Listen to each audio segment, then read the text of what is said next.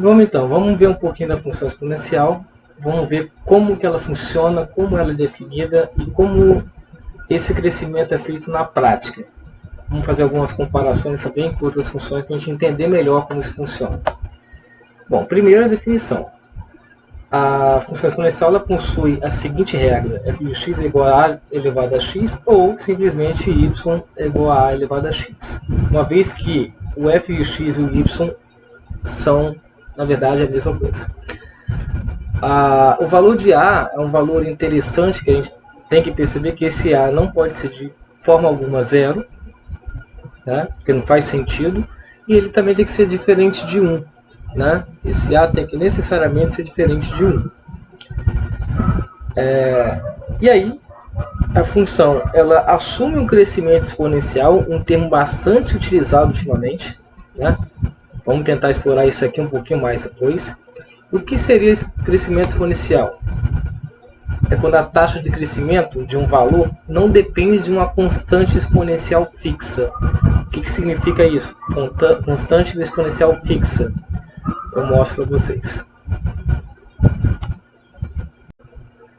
Vamos lá, então vamos definir o que seria uma constante exponencial fixa. Então vamos ver aqui, constante exponencial fixa.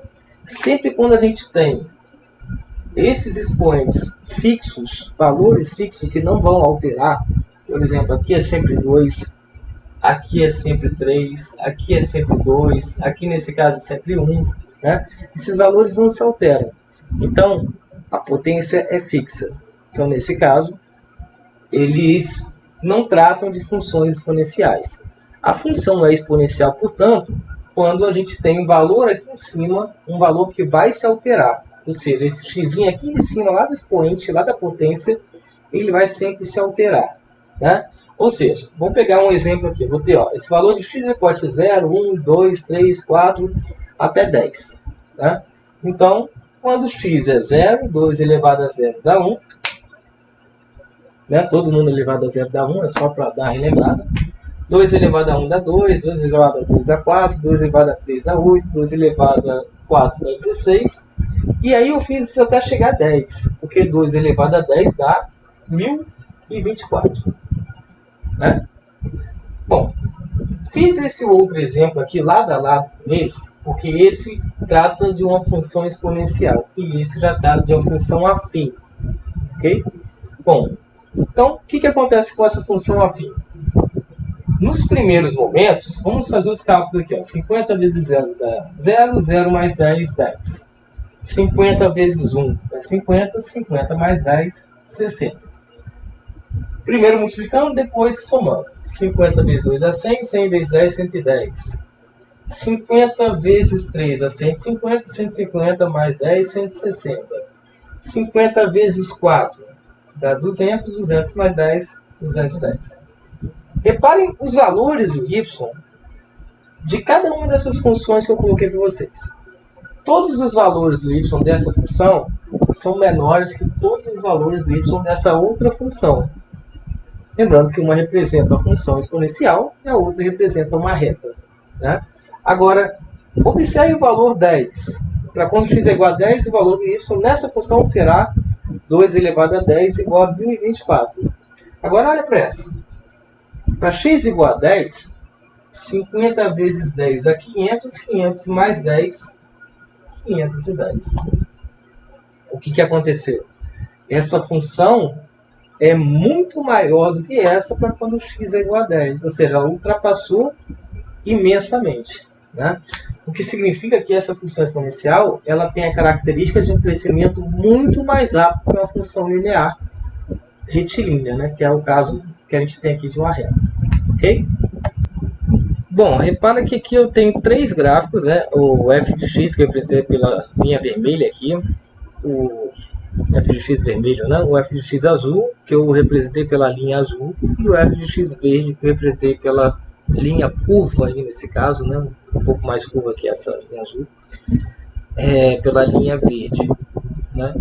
Repare que essa primeira função, 50 vezes x, é como se fosse 50 vezes x elevado a 1, que tem um expoente constante, invariável. Né?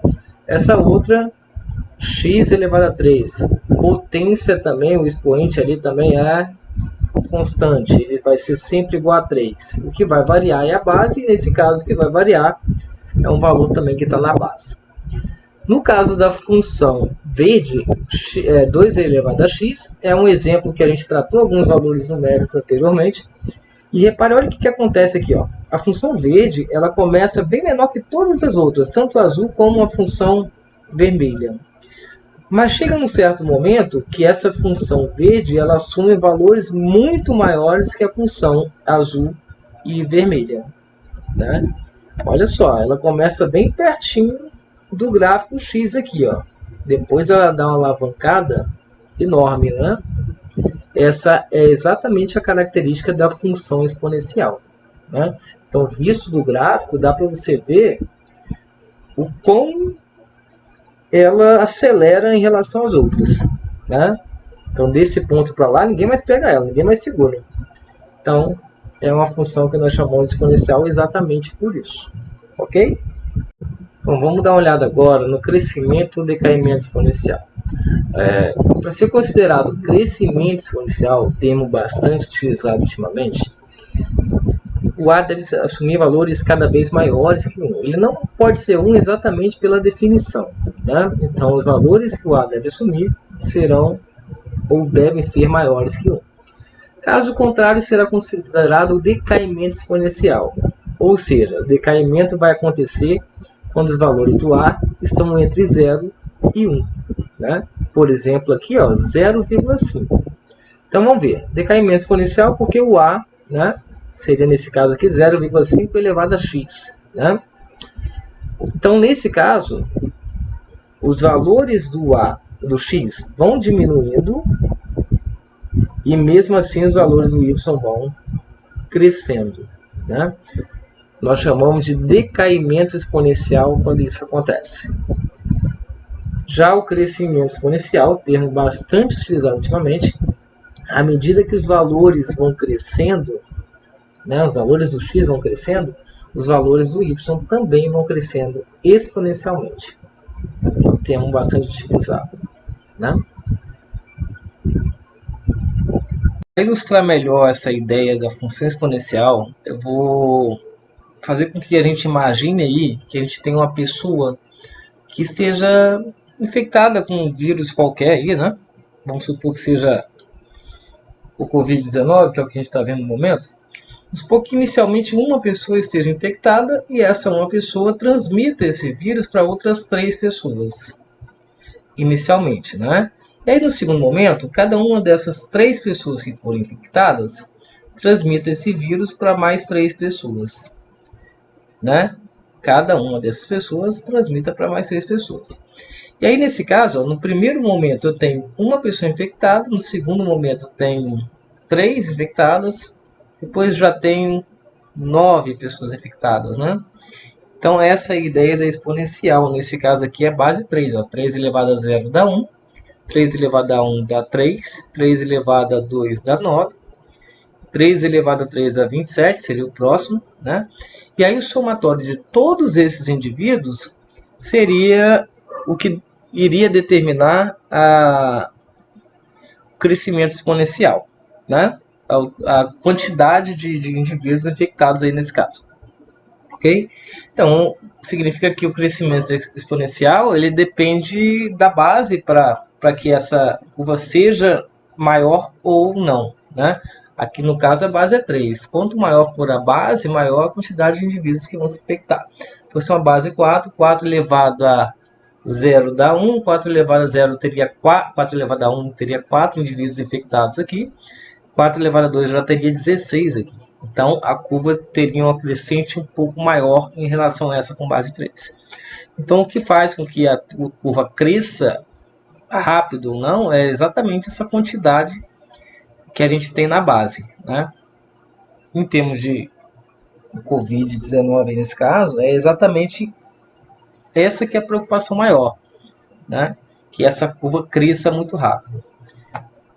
Então, só para a gente observar aqui um pouco, a gente falou da função exponencial, agora eu vou falar da ideia do crescimento logístico, que é exatamente o que acontece quando a gente tem essa relação de infectado, né? A gente tem até um certo momento um crescimento exponencial, né? Só que isso depois para de crescer.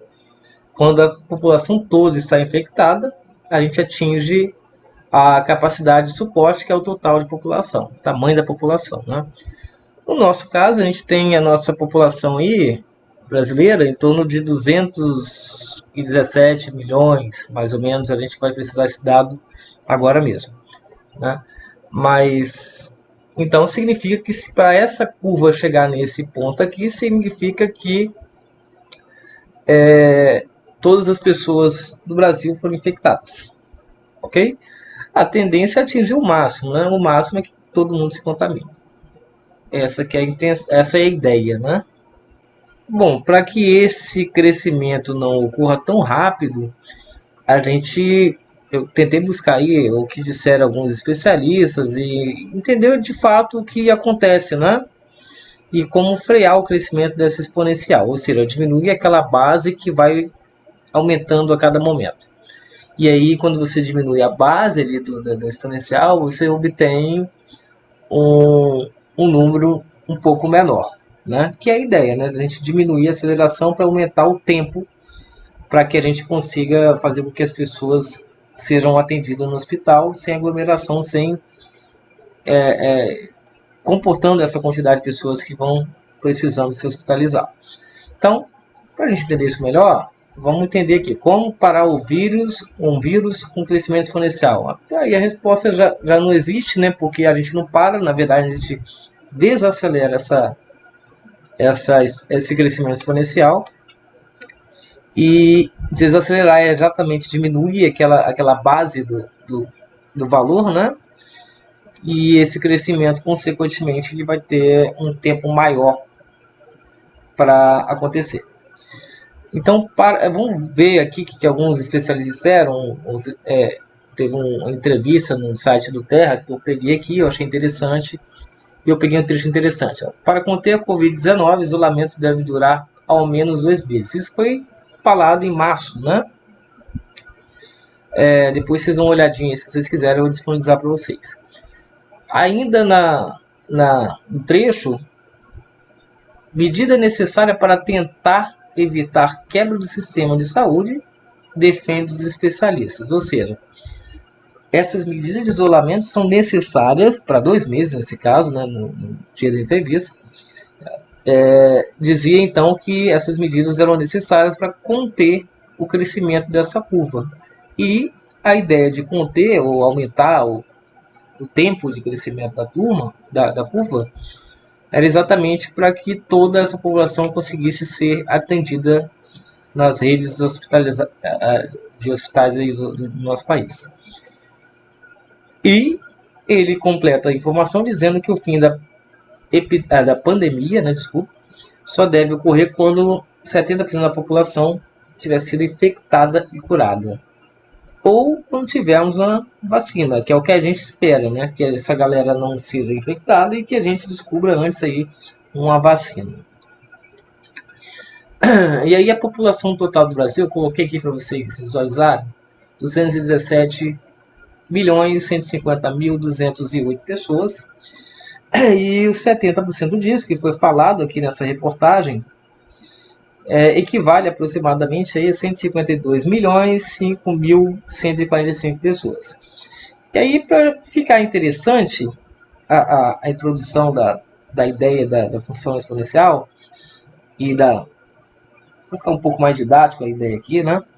Vamos supor que isso é verdade, né? A capacidade dos leitos de UTI que a gente tem aqui no Brasil inteiro é aproximadamente 16 milhões, eu busquei no site do Ministério da Saúde. E quando você divide 152.005.145 por 16 milhões aproximadamente, você encontra aí aproximadamente 9.516. Significa que essa é a quantidade de pessoas que irão brigar para ser atendida ou para ter direito a um leito desse aí. Ok, galera? Então, se a gente tiver um número muito grande, claro que eu dei um exemplo aí surreal, mas se a gente tiver um número muito grande de pessoas, a gente vai ter uma dificuldade muito grande de ser atendido nesses hospitais aí que a gente tem. A gente já sabe que não são de qualidade, já tem muita aglomeração, mesmo sem antes dessa doença, né? Mesmo antes dessa doença, a gente já vê que existe muita dificuldade de ser atendido nos hospitais, e inclusive nos públicos, né? Então, mais uma coisa para a gente tentar entender, né?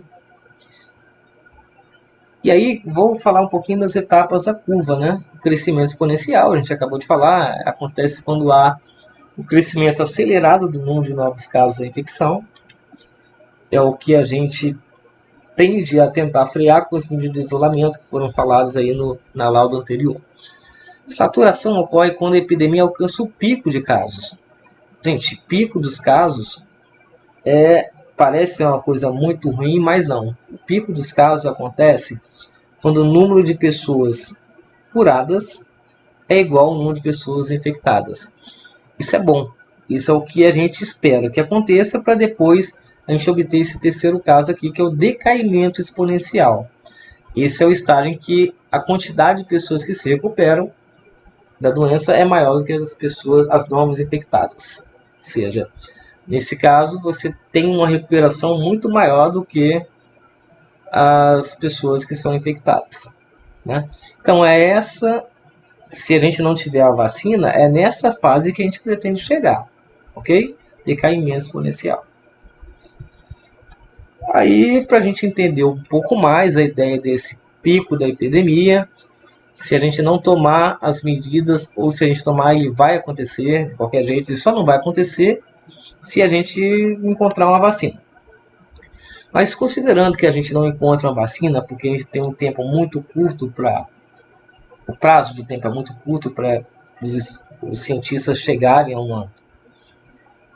a uma conclusão de vacina, né? Tem que ser testada e tem tudo aquilo que impede esse processo. Então vamos supor que a gente não tome providência nenhuma. Aí essa curva ela vai atingir o máximo, que é quando a gente fala que é o pico. E aí esse pico, reparem que essa linha aqui tracejada é a linha que supostamente envolve a capacidade do sistema de saúde de qualquer país, no caso aqui, a gente está falando do nosso. Então, essa curva ela ultrapassa e muito essa linha. Então, nesse caso, a gente consegue presumir que exista um colapso, né? Um colapso dentro do sistema de saúde. Ou seja, o número de doentes é muito maior que a capacidade. Isso é o que aconteceu na Itália, isso é o que aconteceu na Espanha, em que as pessoas tinham, os médicos, os profissionais de saúde, eles tinham que escolher quem vivia e quem morria, né? E as coisas que a gente já viu aí e ainda assiste aí nas reportagens do dia a dia. E essa outra curva é o que a gente espera quando a gente faz as medidas de contenção, de isolamento, né? E aí, por falar nessas ideias de isolamento, muito tem sido comentado aí ultimamente as formas de isolamento, né? Que essa que nós estamos fazendo, que está sendo aplicada aqui no estado, não é a mais bacana, que poderia ser o isolamento vertical e não esse horizontal. Para a gente entender, a ideia do isolamento horizontal é a ideia do isolamento total, ou seja, todo mundo nas suas casas, e isso vai minimizar o número de infectados, né? Ou seja, a ideia é não infectar um ao outro. E a gente diminui a quantidade de infectados por dia e diminui aquela base da função crescente, da função de crescimento exponencial. E quando a gente toma as medidas de isolamento vertical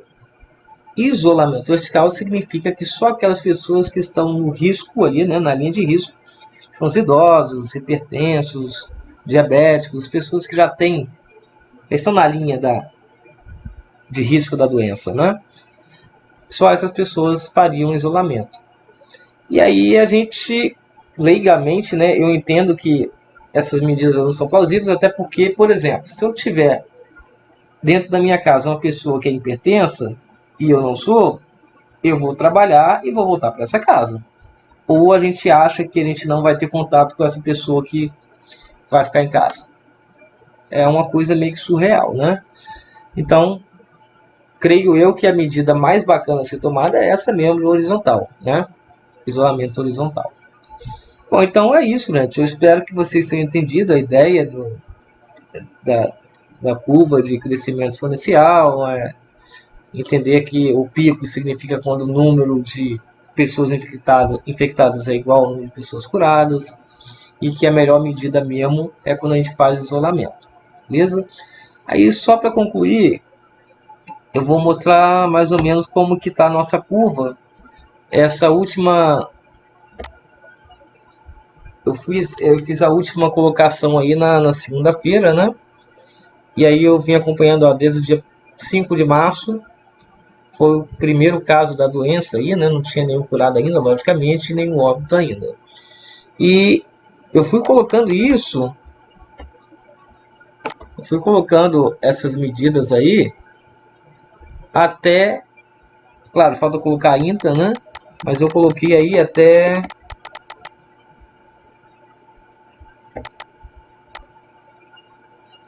Coloquei aí até o dia 20 de abril, que foi nossa segunda-feira aí.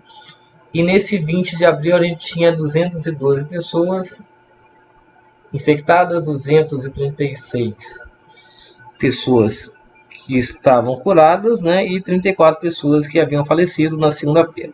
Hoje já aumentou esse número para 37. Esse número já está em 1.300 e alguma coisa, né? E esse número também aumentou um pouquinho. Agora, esses dois números são exatamente o que a gente utiliza para falar um pouco do pico, né? Ou seja, reparem que a linha vermelha, deixa eu aumentar um pouquinho aqui. Essa linha vermelha aí, ó, ela diz respeito ao número de curados, enquanto a linha azul diz respeito ao número de casos confirmados, ou seja, infectados. E amarela, os óbitos. Eu espero que essa linha amarela seja sempre pequenininha assim, ou nem pare, nem aconteça mais, né, gente? Mas infelizmente está acontecendo.